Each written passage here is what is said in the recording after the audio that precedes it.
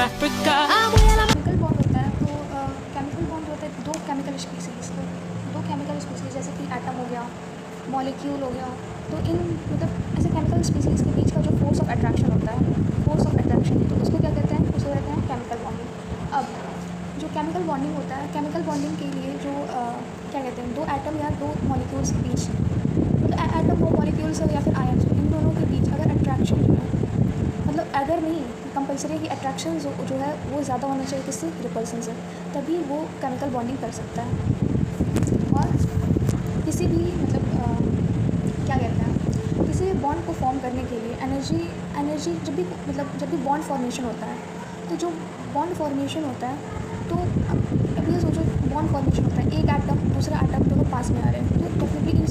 इन सबके पास इलेक्ट्रॉन्स होगा। अब ये इलेक्ट्रॉन्स जो हैं वो सब पास में आ रहे हैं, अब इन दोनों को जब ये दोनों पास में आते हैं तो क्या होता है, एनर्जी जो होती है वो रिलीज़ करती है, तो एनर्जी रिलीज़ होने को क्या कहते हैं, एक्सोथर्मिक। वहीं पर तुम अगर बॉन्ड बना रहे हो, बॉन्ड तोड़ रहे हो, तो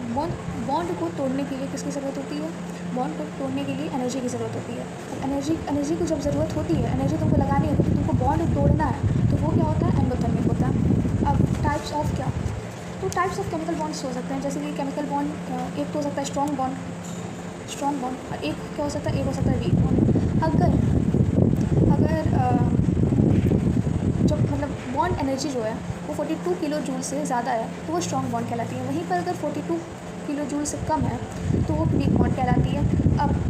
मोर देन 42 किलो जूल मतलब कि इसमें बहुत सारे बॉन्ड आ सकते हैं, कोवैलेंट बॉन्ड हो गया, कोऑर्डिनेट हो गया, मेटालिक हो गया, ये सब मतलब स्ट्रॉन्ग बॉन्ड्स होते हैं, क्योंकि इसमें मतलब 42 किलो जूल पर मोल